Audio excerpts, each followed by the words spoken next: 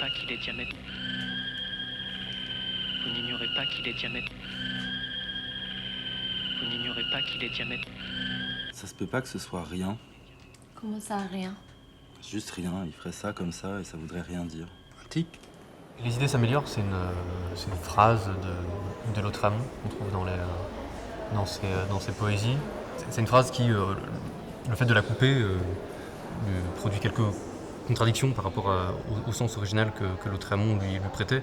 C'est-à-dire que quand on voit le titre du film, on lit sur un programme les idées s'améliorent.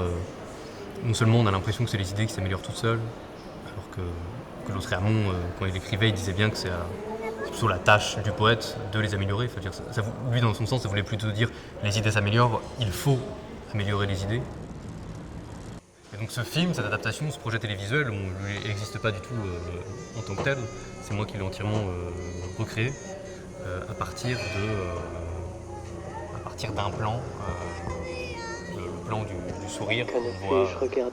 On voit comme ça Michel qui a ce petit sourire qui fait bugger la machine.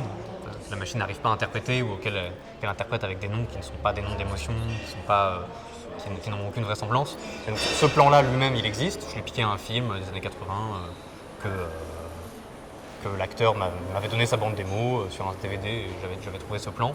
Et ensuite, à partir de ça, j'ai reconstitué tout un film qui serait une adaptation télévisuelle possible de Lautréamont, datant d'il y a 30 ans. Et du coup, c'était très agréable à faire parce que du coup, c'est pas... Moi, je pense pas que j'aurais jamais osé sérieusement moi-même adapter Les Chants de Maldoror. C'est quelque chose qui me semble un peu trop impressionnant à faire. Mais là, du coup, je pouvais me permettre de le faire de manière totalement désinhibée, on va dire, parce que c'est comme si ça avait été réalisé par quelqu'un d'autre et que ça avait déjà été censuré, que ça avait déjà fait un bide il y a 30 ans. Donc en fait, je pouvais un peu faire ce que je voulais parce que c'est comme si c'était un film qui m'appartenait pas, quoi. Il a l'air d'avoir la dalle un peu. C'était quoi en premier? Gabriel! Je peux vous voir 5 minutes dans mon bureau? Ça ne vous suffit pas d'être en retard, faut retarder les collègues maintenant? Après, tout ce que moi j'ai surtout travaillé dans ce film, c'est donc cette machine qu'on voit, qui est un peu on va dire, si le film de Maldoror c'est un peu le cœur du film, la machine c'est un peu la structure du film. Et donc c'est une machine que j'imaginais qui a été créée.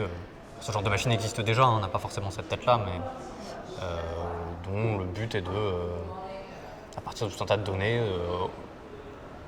et de tout un tas d'images qu'elle a ingurgitées, commence à reconnaître des émotions sur le visage des gens. Donc on lui donne de la nourriture, qui peut être autant des films muets que des images, je sais pas moi, de vidéosurveillance, de webcam, de manifestations, etc. Et donc on lui donne toutes ces images ingurgitées et là il y a des précaires, des prolétaires un peu de l'ombre dont le travail est toute la journée de vérifier que les assignations d'émotions que propose la machine sont justes pour que la machine apprenne. C'est des logiques d'apprentissage de machine learning, ça s'appelle comme ça, où du coup des humains, des regards humains, des sensibilités humaines sont là pour